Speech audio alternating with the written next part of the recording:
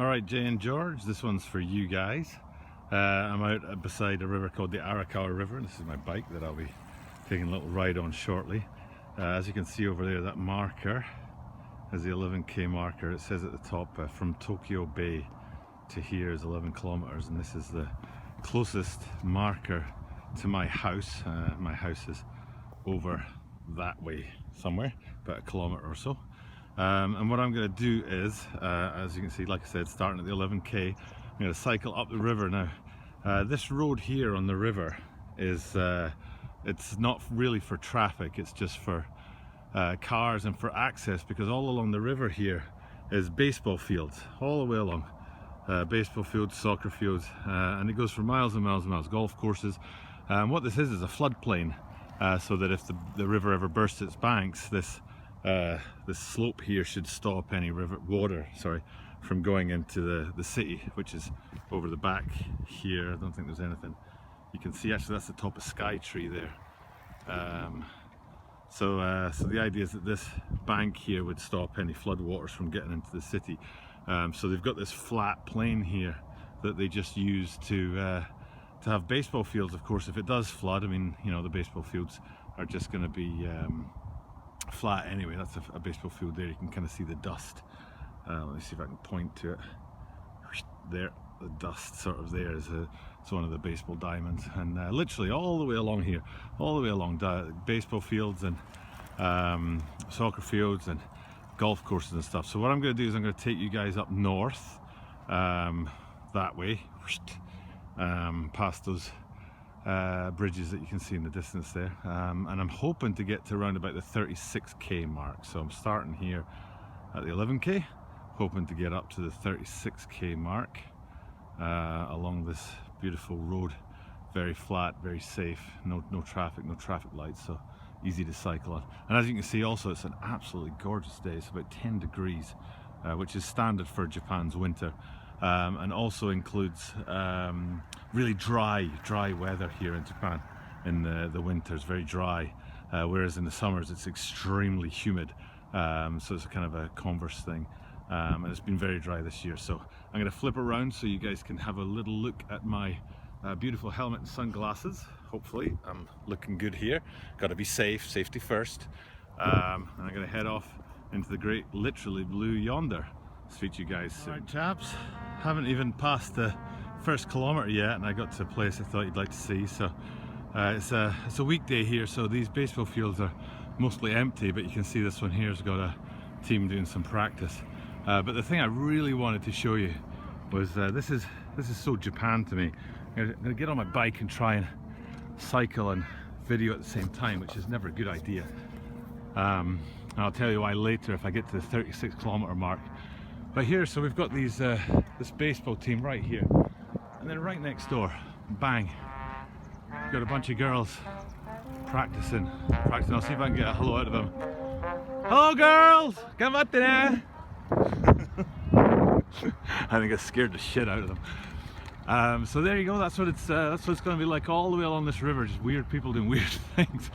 You'll have, you know, families out playing with their kids, the girls back there doing their brass band, baseball. You can kind of see the river a bit better here. You've got the highway in the background there. Kites is a big thing here too. I don't know if you can see that family there. We've got a kite. When I was cycling here the other day, there was a guy with his kite, and he was just an insanely good kite user. I don't know what you'd call a kite user, kitist maybe. Anyway, so I didn't get more than a kilometre before I had to stop and show you something. So let's see how far I get. I'm also worried about my battery. It's very cold, so my battery's going to run out very quickly. But we'll see. And I'm also worried about the wind. Maybe it's too noisy for you to hear me over the wind. But again, we'll see when I get home. For now, I'm going to sign off and get back to cycling. All right, chaps, here we are again, back in beautiful Tokyo.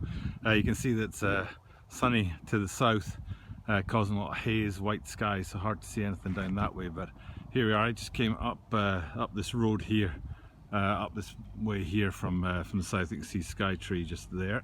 And here's one of those golf courses I was telling you about, all along the river, sorry, floodplain.